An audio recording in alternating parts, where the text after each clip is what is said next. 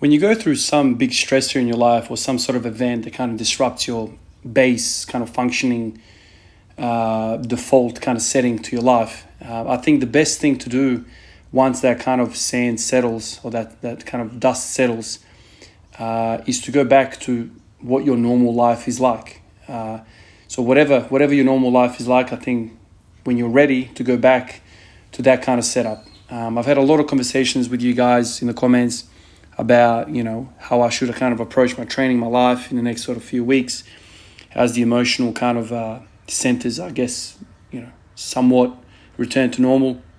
And a lot of you guys have said, don't worry about this YouTube thing, go away, spend a lot of time with your family, do that kind of thing. Don't work, don't work so hard for this YouTube thing, making the videos, training, all that stuff. Just kind of go away from it, have some time for yourself. And while for somebody, that might as well kind of be the right thing for them. For me, man, it's just no other way for me. Like literally, my inner circle and the barbell is all I need. That's what Ivan needs in life to be happy. So the inner circle, my close mates and my family, and then the weights and the barbell. Literally, that's all I need to kind of be happy. And it's taken me quite a while to work out exactly what my things are.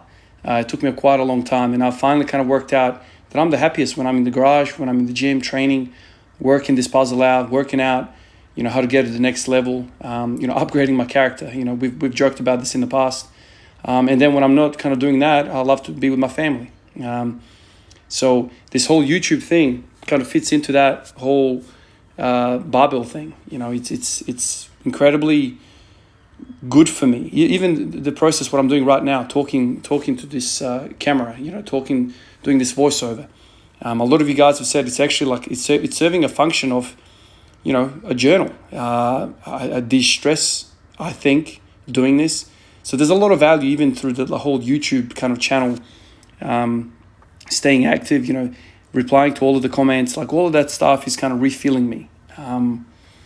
That's kind of what I wanna do. And so today was kind of the first day I've had where I've kind of had a normal session, probably in the space of 10 days, 10-day period. This is the session where I've kind of had a proper workout. My training has kind of suffered, as you'd expect. A lot of that stuff was kind of time constraints. I didn't want to kind of leave grandma's bedside. I wanted to kind of be with her.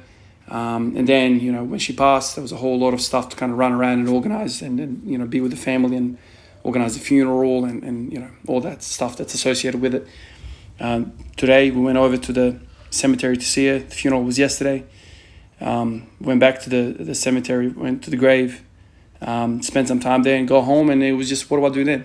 Do I just sit in my room and be sad, or do I get up and do stuff? For me, I've you guys know the type of job that I do, and a lot of those situations, circumstances don't affect me like my own, when it's my own kind of family member, but still there's a lot of stress. And for me, the best thing to do when I'm stressed is to come in here and train. That's literally me. And some of you guys don't understand that. Some people in my life have said, why would you want to be working hard, training hard when you're really stressed? Don't you want to just kind of, sit down and watch TV? For me, and I've said this to a lot of people, you got to get up and move, man. One of you guys said actually to go to some sort of reserve, go to a park, go to the beach and just sit there and kind of be in nature. That's also another really good thing to do. But, fresh air, sunlight, all that kind of stuff, get out there. For me, training at home, between each of these sets, I'm outside walking around in my front yard. That's what I love. It's kind of like those two worlds meaning for me. So today I kind of go back on the grind. What you're seeing here is I worked up to 190 kilos. I thought it was 180. I misloaded the bar. Got to 190. Then I backed off with 3 sets of 5 with 80% of the bar, or the top set, which ended up being 150, around 150. So I did that, and then I moved over to deadlifts, pull 210. And then I went over and did something that I haven't done in a very, very long time. I thought today was kind of a good day to do it, to give it a try. Today was supposed to be my Bilbo day, where I do a lot of benching, high rep benching, but I decided to try floor presses today. So I haven't done those in a very long time. Felt weird. I worked up to a single of 120, and it's a really weird sensation to generate power in a weird kind of place where the bar kind of stops on the floor press. It's kind of that universal sticking point. This came about from basically the pin squats. Paul Anderson, I've spoken about him. He was a big proponent of pin work, mainly for the squats. And I know Louis Simmons and the Westside Boys, they did a lot of block bench press or blocks. And so the floor press, it's kind of like, I don't know how many blocks, maybe 2 blocks, 1 block. I'm not sure how the big blocks are, but they swear by doing block, basically pin bench, So that's kind of where that came from. Overall, it was a good session. It was good to get up and going, get the blood going, kind of feel my normal self. I'm kind of starting to spend more time thinking about training as much as I can. I was kind of reading the logbook, trying to my best to kind of get back in the swing of things, get back doing what I love to do. And I think that's kind of the best way to kind of get back to normal functioning. Grandma's going to be gone. It's going to be hard. It's always going to be hard. A lot of you guys said in the comments that, you just kind of learn to deal with the loss. You kind of learn to go on in your life, and she lives in your memories and your thoughts, and you move on. That's kind of what life's supposed to be. She was 87 when she passed. This is life. It hurts, but I don't think my grandma would want me to sit in a dark room and cry for the rest of my life. I think my grandma would want me to be happy, want me to make her proud, and the way I know best how to make her proud is to do the things that I love to do. Be with my family and spend a lot of time, training and thinking about training and all of that stuff. So if I can have those 2 things in my life, Ivan is a happy chappy.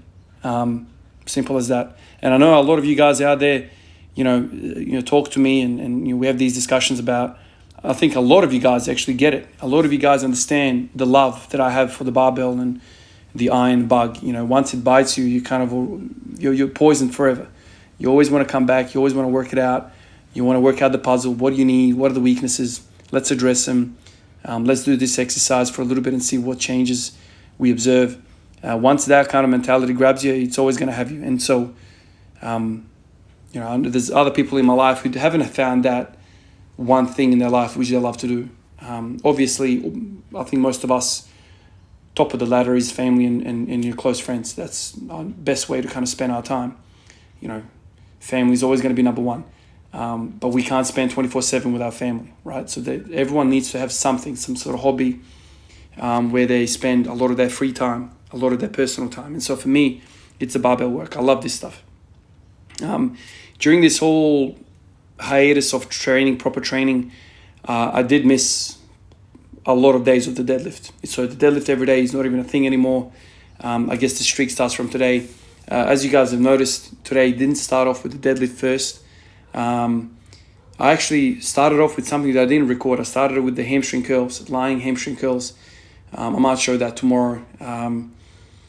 Basically, I spent 20, 30 minutes on that thing. One thing about me training at home, it's a very kind of lazy, long periods between sets, on the phone, thinking. Basically, I've said this to you before, it's basically meditating, man. Like, literally, if I don't have any responsibilities for the day, I don't have anything planned, the family's up, out and about doing stuff, everyone's kind of busy, and I'm left alone, I basically spend 4 or 5 hours in the garage. And what do I do for 4 or 5 hours? I don't even know, man. Like, probably spend a lot of time in between sets, a lot of time thinking, a lot of time trying different exercises, doing this, doing that, just playing. Honestly, I just spend a lot of time playing. And so it's very hard for me to kind of come in here and be very efficient, unless it's kind of like before work, where I have to come in and there's like a time constraint. But one of my favorite things is to come in here and just mess around, think about different things. Think about the floor presses. As I was doing the squats and the deadlifts, I thought, okay, let's do the bilboes. What am I going to change about the bilbo? So the bilbo is doing well. I've kind of gotten a bit of strength, and I feel like I've got a lot of work capacity in kind of my pressing now. But how do I get better? And then the pin squats kind of came into my mind. Then all of these things kind of started popping into my mind. I thought, why don't I do pin bench? Floor press. Let's do that. Originally, I thought about using the actual pins on the squat rack and doing that.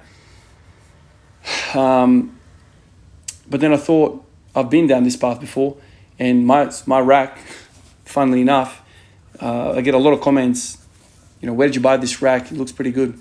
It's actually a cheaper rack. I bought it as a demo it's a no brand, I don't think.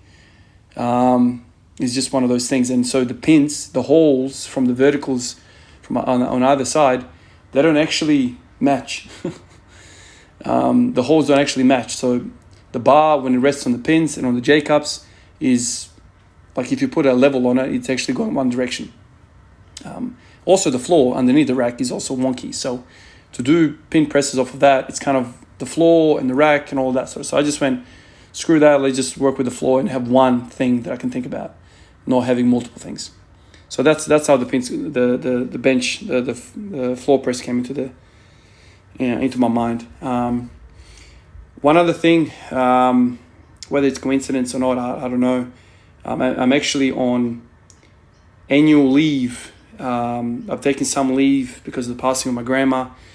Kind of like, what do you call it? Bereavement leave. A few days of that, and then basically it was my last few shifts before my holidays. I've got 2 weeks holidays.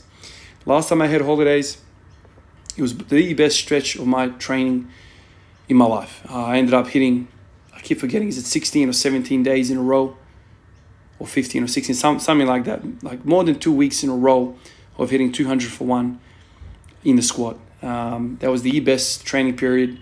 A lot of good came out of that. I keep staring at that period in the training log, looking at that. I hope I can reproduce something, like that. But I'm not sure. I'm not sure how my mind, how my soul, how my body is going to hold up. As I said yesterday, the emotional side of all of this, what's happened, is kind of up and down. I have a really good period. And then there's a wave of emotion. I start thinking about grandma, the memories we had together and all of that. And so then I get sad. But generally when I'm up and about and training, I feel really good. A lot of endorphins, running around, and I feel good. Still, the overall kind of feeling is sadness, but you want to be functional sadness. So this here is what I was talking about before. I ended up choosing 105 kilos to do my floor presses with the grip that I usually use for my bench. It's really awkward.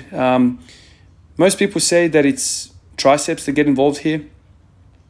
As you are breaking the ground there, I feel a lot of chest, and then it's a lot of tricep. So I don't know. We'll see how I pull up tomorrow, and if anything gets sore. I ended up doing 5 sets of 5 with 105 kilos. I did 120, and I just basically went to 105, and that was basically it. That weight kind of feels good. Right now, when I do the Bilbo sets, my 5 sets of 5 after the Bilbo set and after the top single, I'm doing 5 by 5 with 105 kilos. So same weight for the floor press as it is for the normal kind of working full range of motion bench press. I think people generally are stronger in the floor press. I think. I don't know whether I'm just different. I'm not sure. I'm not sure. Maybe it's if people are generally stronger on the floor press and I'm kind of the same, that means the floor press for me is a weakness and I should spend some time with it. Anyway, guys, I'm back to somewhat a normal training schedule, training mindset. I guess I'll catch you guys tomorrow in the next one. Peace out.